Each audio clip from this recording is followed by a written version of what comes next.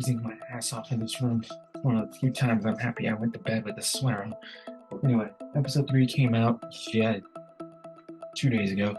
Um, from the description, it seems like Hera's still going to be like a main character, but it describes her as dealing with New Republic politics. I'm really hoping she doesn't turn into another Mon Mothma. It was fun to see her in the Andor show, but eventually I just got sick of seeing her because it was always about boring politics and stuff that didn't really fully happen yet at the time. So hopefully that doesn't happen with Hera. It also shows the image of the new Sith girl, the apprentice of sorts. I still don't care much about the villains, so we'll see if that changes as time goes on. All I know is Fallen Jedi, and I mean that's Inquisitors, so who cares? Let's see what happens. Okay. 11 minutes in, and here's what I know, and here's what I'm looking for. I don't know if Sabine can use the Force, and that's something I really want them to answer at one point in this series. Hopefully this episode, we'll see, because it's never been established that she can use the Force, but yet Ahsoka's training her like she's like a Jedi adept, like a Force adept, you know what I mean? So I want to see her use the Force if that's the case. Otherwise, she's trained to train someone without Force abilities, which I don't know if it'll work like that, but I mean, how would they know? The only people who see that kind of training are Force adepts. Sabine's typically the only exception. I'm happy I saw Hera's son. I think his name is Jason. Wonder if we'll see him with Force powers, but regardless. Glad that Hera called out Ziona or whatever. Have you ever been in the war? You just sit back, watch, see what happens. That's the bite I remember. That's the bite I was looking for in the first 2 episodes. Another thing is that I don't know who Ziona is. I may have read like a slight spoiler that hinted towards him being a bad guy or something like that, maybe, depending on how this scene went. But if he isn't a bad guy, and what I read was wrong, then I'm sick of these like heroic government officials be like, who cares? Don't worry about it. It's not like, it's a big threat that we have to worry about. We can worry about it later. And then they worry about it later, and then it's too late and everybody dies.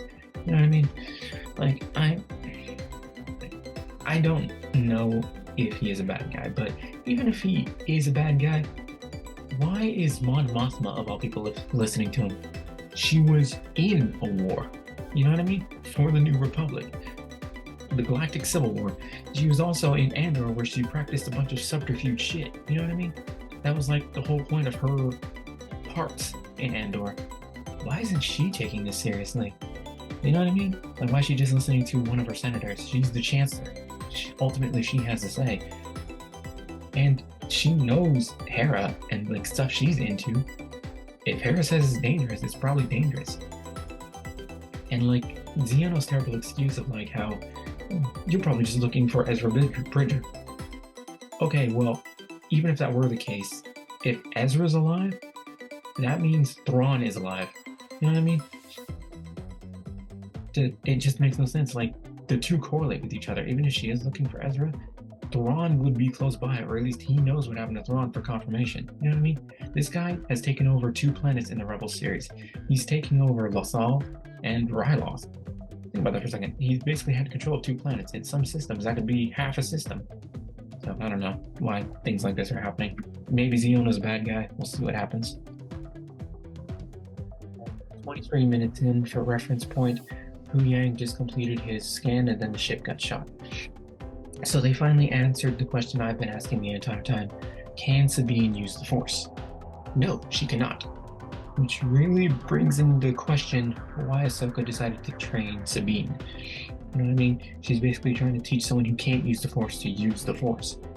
Which, I mean, hell of a task. I mean, you picked that hard first student. You know what I mean? And I say first student because I don't know if she's actually taught before. She was a substitute teacher for Ezra every once in a while, but I don't know if she really taught him anything.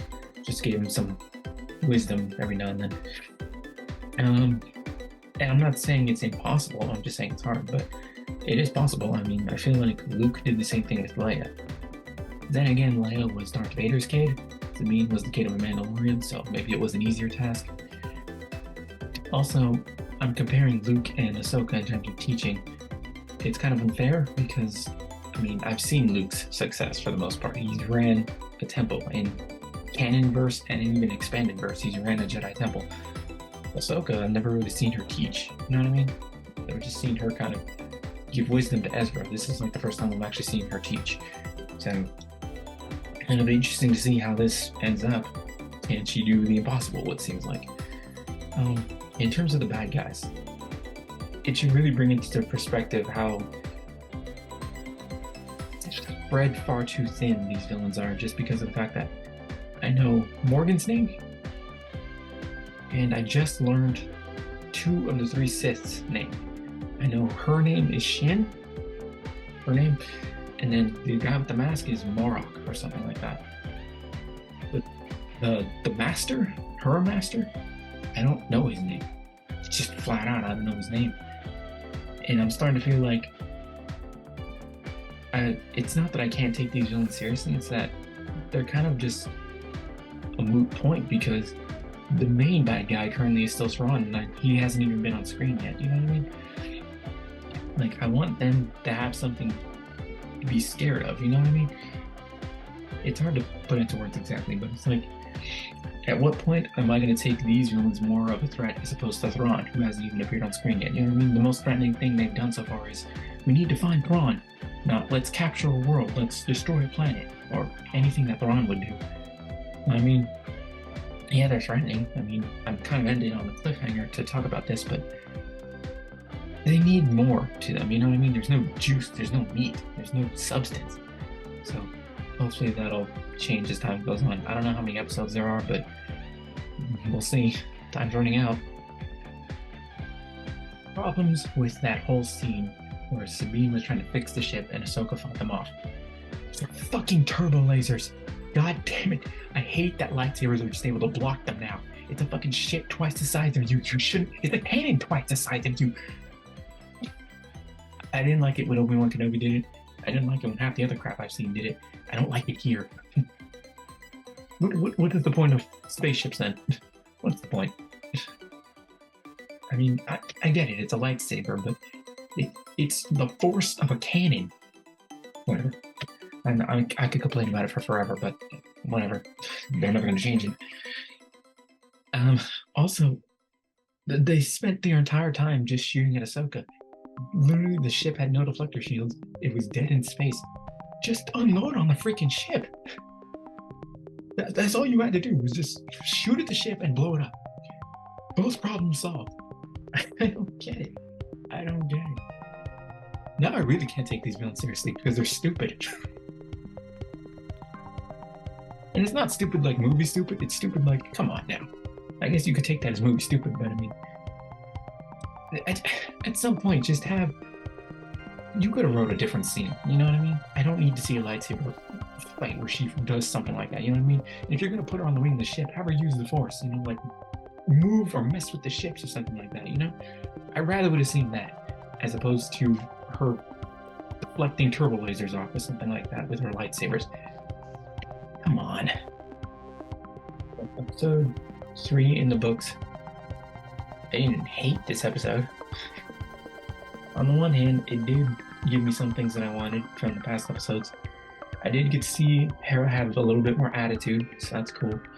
And it did answer the question I was wondering, can Sabine use the Force?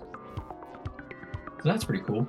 It was also nice to see the Purgle, it was also nice to see Jason, and the spaceship fight, apart from the one thing that kind of annoyed me, is still pretty good. On the other hand, there's still a lot to be desired. Like, these villains are not threatening. Like, they just keep building up that the whole threat is to find Thrawn, which means Thrawn's the threat. These guys are basically his underlings. But I mean, I feel like they're doing that wrong, because I mean, freaking Starscream is an underling, and for some reason he feels more threatening than these guys. You know what I'm saying? The third sister from the Obi-Wan Kenobi series, she was technically an underling, but I took her seriously as a main threat. For the most part, I did. These guys, they're not even really like hampering Sabine's or Ahsoka's progress too much. If anything, they're just like a little chore they have to do, and then they're out of the way real quick. So, yeah, I mean, they need more meat. So, in episodes moving forward, here's what I do want to see. Now that I know Sabine can't use the Force, I want to know why Ahsoka decided to train her. I also want to see the villains do something more threatening than we need to find Thrawn. Okay, but I mean, can you do something else? You know, I feel like it's just not a threat, so it doesn't feel like the stakes are high enough. Even though I know the stakes are high, I mean, Thrawn's a big deal, but it doesn't feel like it so far. So we'll need, I need them to have more of an effect on screen. In terms of fan service moments I want to see if Jathan can use the Force. Because I mean, I wouldn't put it past them to say, oh, he can't use the Force. But I mean, I feel like a line was clearly said that stated he shares some of his father's abilities. That can only mean so many things. I would also want to see Zeb.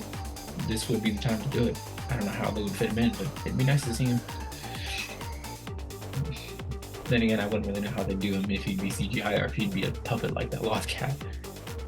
In Zeb's case, I don't know. He might have to be CGI, but who knows? I would be anxious to see how that works out. But yeah, that's it for episode 3. I'll see you for episode 4.